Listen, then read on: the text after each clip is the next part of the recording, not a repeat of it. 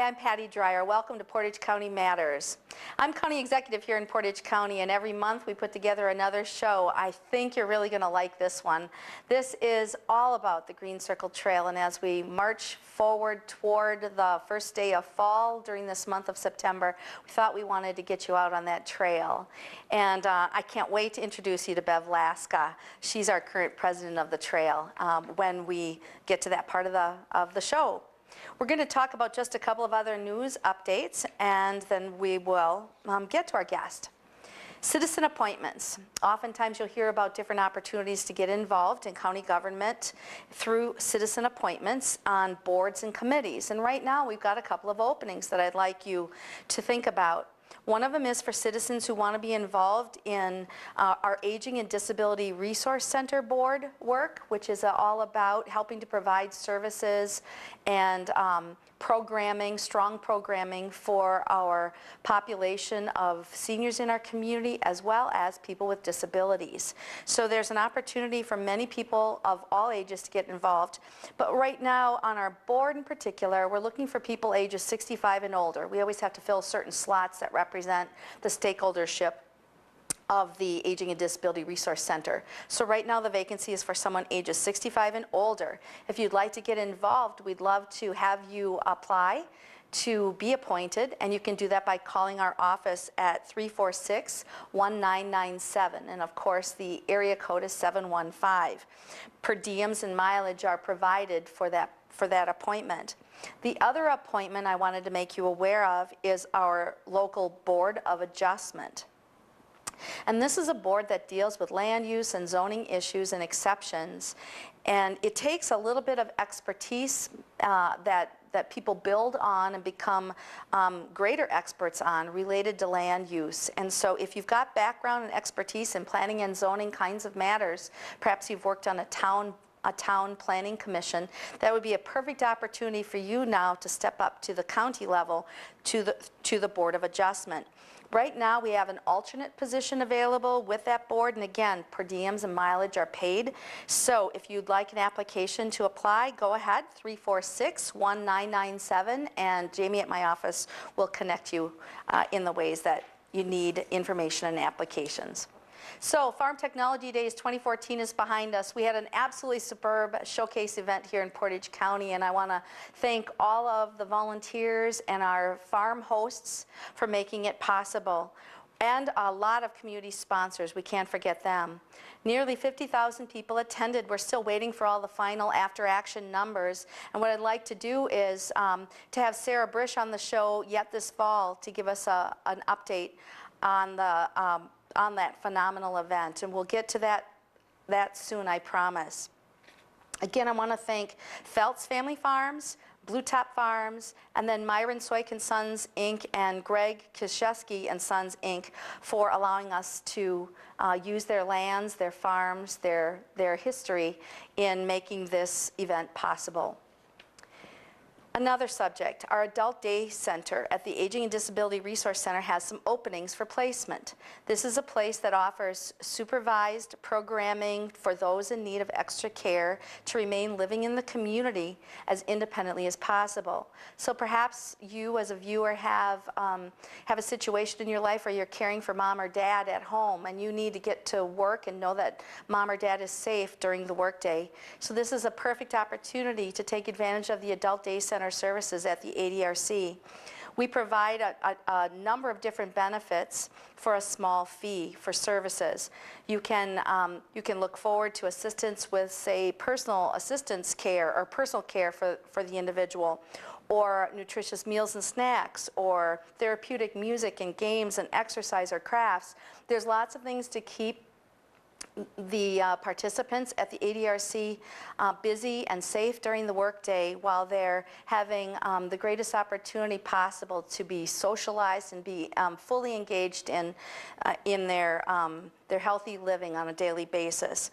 If you have a situation that you'd like to ask about possible daycare center services at the ADRC, please call our number there at 715-346-1401, and we'll give you some more information. Listening sessions. You hear me talk about listening sessions, and right now we're setting up our fall listening sessions. They'll go into the early winter season related to the groundwater topic that I spoke about in my State of the County address. They're being set up all over the county. There's opportunities for everybody to get involved from all sectors as we do some preliminary work in building our groundwater management plan for Portage County. Please just watch for more information on the when and the where, and I hope that you'll take advantage of that. Everyone will be welcome at all sessions. September is Portage County Falls Prevention Awareness Month, and I'd like to share a proclamation related to falls prevention. Many people don't know, why would we have a month that is dedicated to preventing falls until they hear more about the issue that it's related to. Whereas the population of older adults ages 65 and older increased by 23% in Portage County from the year 2000 to the year 2010, and our current population of residents ages 65 and older is now over 9,000. And whereas each year approximately 1/3 of seniors over the age of 65 and 1/2 of those ages 80 and older will fall, making them 2 to 3 times more likely to fall again. And whereas in Portage County from 2007 to 2012, the number of fall-related emergency room visits for adults age 65 and older increased by 47%, with a total cost of $21.5 million over 6 years. And whereas community-based programs in combination with public health care practices reduce the likelihood of falls and support older adults in maintaining their health and staying safe in their homes and communities. And Portage County is a leader in providing such programs. And whereas a reduction in incidence of disability and death due to falls for older adults is a priority of the state health plan, Healthiest Wisconsin 2020, and is also a priority in Portage County too. Now, therefore, I, Portage County Executive Patty Dreier, on behalf of the citizens of Portage County, do hereby proclaim the month of September 2014 as Falls Prevention Awareness Month and encourage people of all ages, not just those who are 65 and older, but of all ages, to learn more about how to prevent falls among our older adult population in order to prevent suffering, disability, and loss, while ensuring a higher quality of life, health, and vitality for our entire community. Indeed, falls prevention is a really big deal in so many lives today. Even just this week of this taping, my uncle passed away. He had taken 2 falls right before his death. And the falls created a slippery slope that he couldn't recover from. This is not an uncommon story in Wisconsin or anywhere else in the nation. And as our population ages, it's going to become even more important for us to do the right thing, to get out there, make falls risk assessments happen in homes across our area, to make sure that everybody's informed about how to prevent falls that cost the loss of lives and livelihoods here.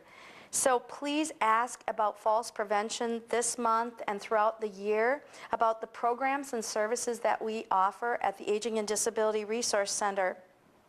We do falls risk assessments, we do home safety assessments, and we have so many evidence-based programs and practices that you can get involved with, or you can get mom or dad or your uncle or your aunt involved with, and everybody will have better outcomes overall. I hope that you will take this one seriously. If you'd like to get involved in our Falls Prevention Awareness Day in Portage County, that will be on Tuesday, September 23rd from 10 a.m. to 2 p.m. at our Lincoln Center, ADRC of Portage County. If you'd like our staff at the ADRC to come and talk with you or your group or your workplace related to falls prevention and safety as we work to ensure the health and safety of our loved ones, please don't hesitate to give us a call and we will connect you with those resources. That's it for my news notes today. Now I'd like to turn attention to Bev Laska, president of our Green Circle Trail right here in Portage County, and I just am so excited about having you here today. Well, thank you, Patty. I'm happy to be here. Thanks for having me. Yes, and of course, as we get ready for autumn, fall, also for fall's prevention, staying more active is part of the recipe, and that's one thing that the Green Circle Trail really helps us with here in our county. Let's talk about you just a little bit and about the trail. So let's start with the trail though, because I think then for some people who may still not know what the Green Circle Trail is all about, that'll give them an intro, and then I want to ask about how come you're involved with the trail. So let's start about that, about this resource. How long has it been around? How long is it? And what exactly is it? Okay, well, hopefully I can tell you and the listeners some things about the trail that they didn't know, even though they may have been using it for years now. Back in 1986, a pathway was created along the river between Buchelt and Piffner Park. That's all. And people loved it, and they wanted more. So a group of guys started meeting in 1989 at Al's Diner. At a particular table, there's still a plaque over that table because it's the birthplace of the Green Circle. That's cool, I didn't know that. Well, you got to go there and check it out. I did not know that. I just did a plug for Al's, right? Yeah. They started meeting every single Friday morning at 8 o'clock and planned out how they could create a circle around the community. Realized they needed a feasibility study to see if it was indeed possible. And one of the founding group, Roy Menzel, donated all of the proceeds from his book, Hometown on the River, to pay for that feasibility study. And they worked and worked, planned it out. It took $660,000 to make that initial trail and to make it all happen. I didn't know that either. Okay, it had its grand circle opening as a complete circle on June 1st, 1996. So the trail is now close to 30 years old. Amazing. Yeah. And 26 miles for the loop, and then Right. when we add the spurs. Well, initially the trail was 22 miles and 25 different on the property of 25 different landowners.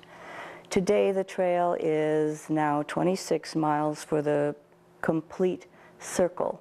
But when you add in the different spurs and loops where we connect to different trails, it's probably 10 miles longer than that, and it can all be done. Incredible. Yeah. And here you are, president of the Green Circle Trail Board. So Correct. it's a nonprofit organization? It is. All the board members are volunteers. The Green Circle is a fund at our community foundation where the monies are managed and controlled so that we can continue to pay for that Green Circle.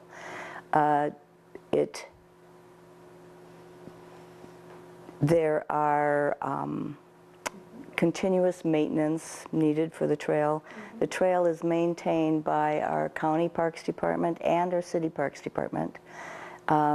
They're working constantly to keep it safe and beautiful. Right now the trail also connects 17 parks along with the Schmeeckley Visitor Center. So there's always something to do, entertainment for the family of every kind. Wow, and I have to say, you know, when we talk about the trail itself, I've been, before my 40th birthday, and that's quite a few years ago, I made a commitment I was going to bicycle the entire Green Circle on a day. And I did. Good for And you. yeah, that was awesome. So Great. I've been around the whole circle, but not every spur yet. And I use certain parts more frequently than others, just like a lot of people probably do, right? Exactly. I'm fortunate enough to be a couple of miles from one of the closest access points, and I absolutely adore it. To be able to jump on the bicycle or just set out on a hike and know that you can get to that trail very soon. Well, the trail was built with the thought in mind that anyone in the Stevens Point area, particularly, is only within a couple miles of the trail. Oh, and my goodness, we certainly are, and what a great asset. Now, what about you? So here you are. When were you elected then as president of the board? This year, it's my first year. It's a 2-year term. There are 18 members on the board, so people put in a lot of time, effort to make everything happen. I'm excited about that. And why this mission in your life right now? I mean, you could choose any mission to be part of, and I'm sure that they would welcome you with open arms. But why the Green Circle Trail for you, Bev? Well, I wanted a good one.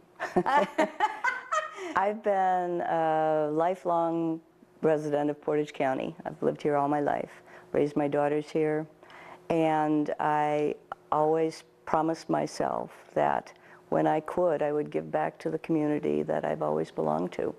And the Green Circle, to me, is just, it's such a valuable entity. It brings in visitors, it keeps families together. There's always something to do, and people love it. So I'm proud to be part of keeping it happening, you know? Yeah, what a great cause for sure. Now, I know that with our bike and pedestrian plan process that we've gone through in Portage County over the last year and a half, that in that trail, in the plan for all of our trail networks in the county, that certainly the Green Circle Trail was part of a core for that plan. And then we set out from there and we determined other, trail networks and so on. And eventually, I think the big goal here is that we connect trail to trail to trail, like we're trying to connect with the Tomorrow River Trail right now.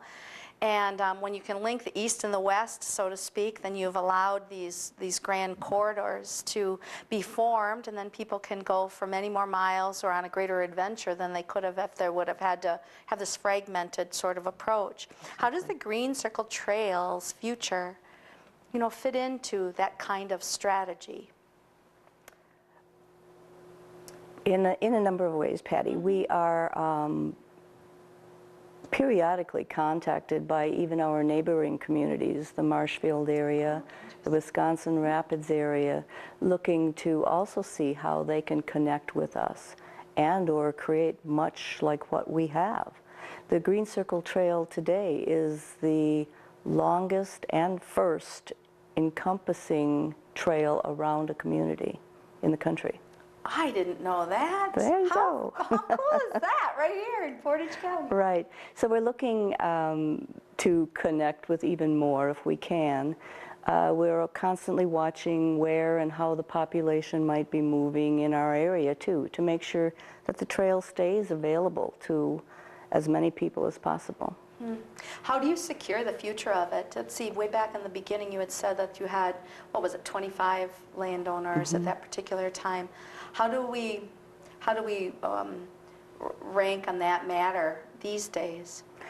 We now have less than 10 landowners wherever possible, and that's why we have fundraisers, which I hope to talk about. Sure. But wherever possible, we're looking to secure the land ourselves so that it is secure. We are we also have repairs that need to be done to the trail. We are like on those bridges. Oh my gosh, how many of the boardwalks are there? There's a lot of boardwalks. I'll tell you about those too. But 1/3 of the trail has to be resurfaced every year. So we're constantly fixing things and making it safe and good for everybody. Our boardwalks are now, we're almost completed in making every boardwalk handicapped accessible.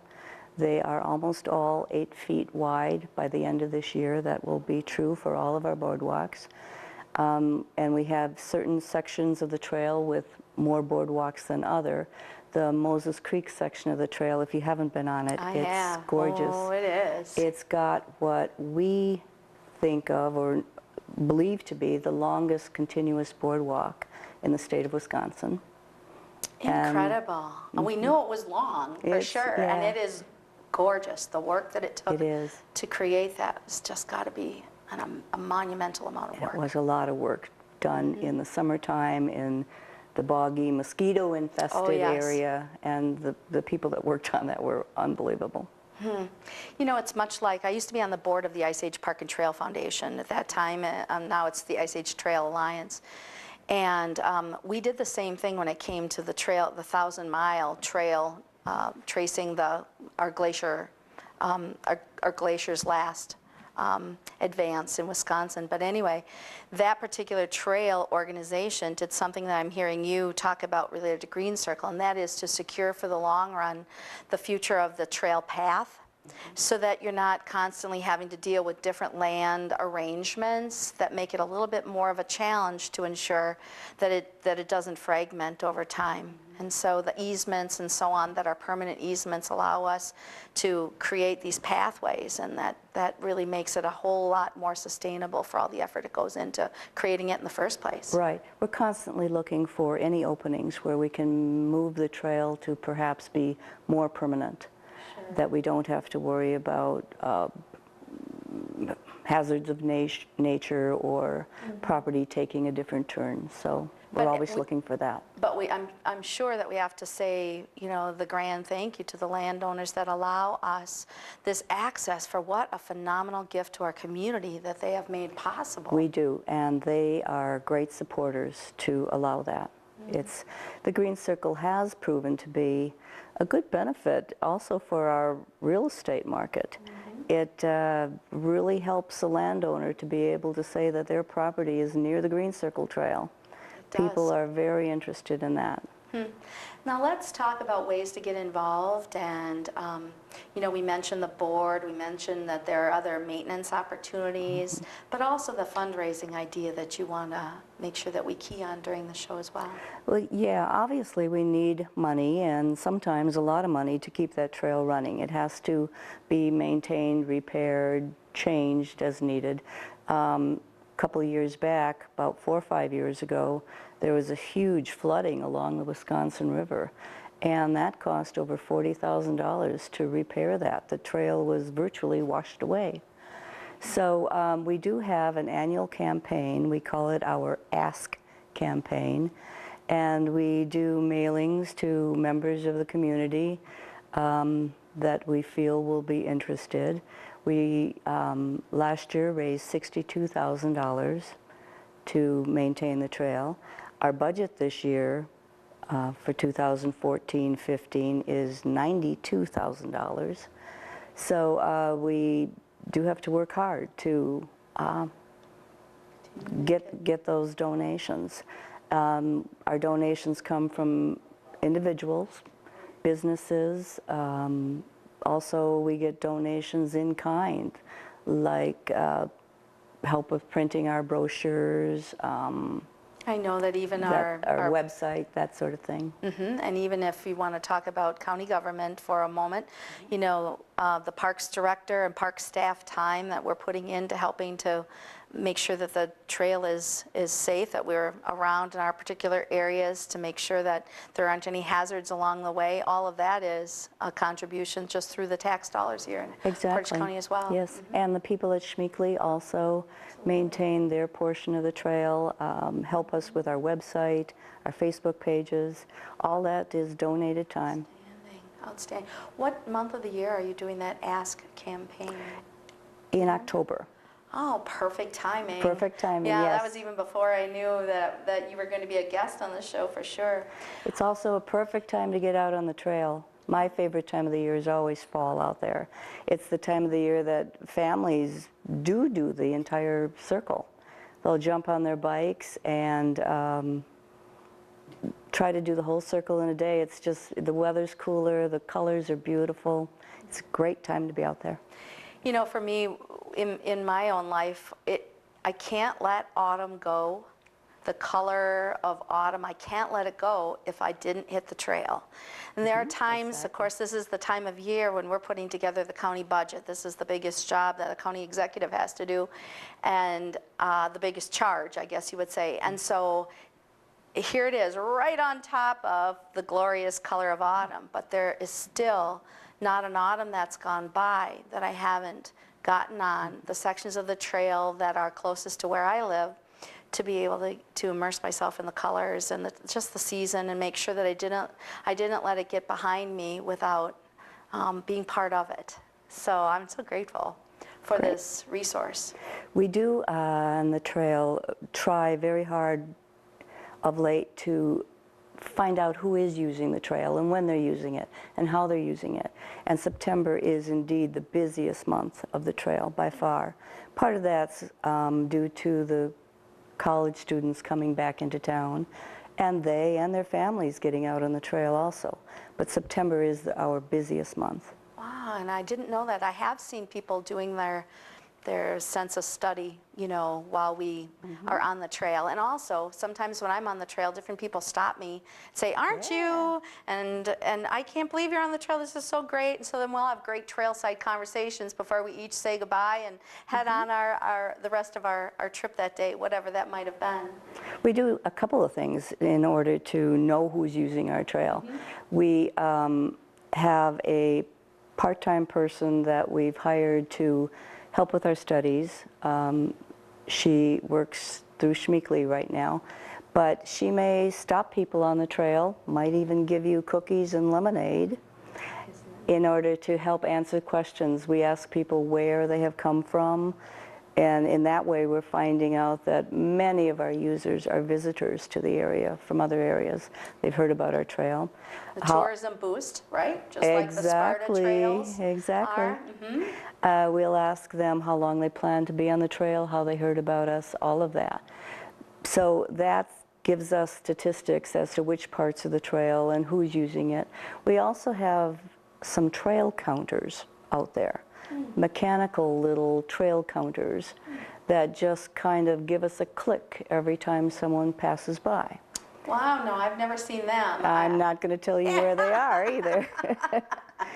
In order to keep the trail looking as green as possible, we try to keep our signage down, try to keep those trail counters more obscure. We don't want people messing with them or whatever. But they're just, that's exactly what they do. Just they give us a click anytime anybody walks by. So we're knowing how many people are using which sections of the trail, which sections of the trail get busier traffic and need to be maintained more, that sort of thing. And then there's even that dog section. At least the section I've seen, the section by Schmeekly that says this is the dog part of the path, because they don't have the dogs right in Schmeekly. So it gives you a kind of a walk around, which is pretty awesome. I'm glad you mentioned that, because all sections of the trail do allow dogs except Schmeekly. There you go. So all the county parks, any other section of the trail, you can walk your dog. And we also then in our gathering statistics know what portion of the trail users are dog walkers, are bikers. By far the biggest users of the trail are bikers. Excellent. How many are hiking or running? We keep all those statistics. Well, Bev, I cannot say thank you enough for you being here today, a really informative show, but also for thank you for volunteering, taking the lead on this really important mission to our community. Well, it is a community effort. Yeah. It was made thanks to the community, and the community keeps it going, so it's great. Wonderful, wonderful, wonderful. Thank you so much. Next month on Portage County Matters, I plan to have Paul Baker with us. He's our new emergency management director, and he's going to help us get ready for, are you ready? Winter. We have to do that even when the colors of autumn are upon us. So join me for winter preparedness next month. Thank you.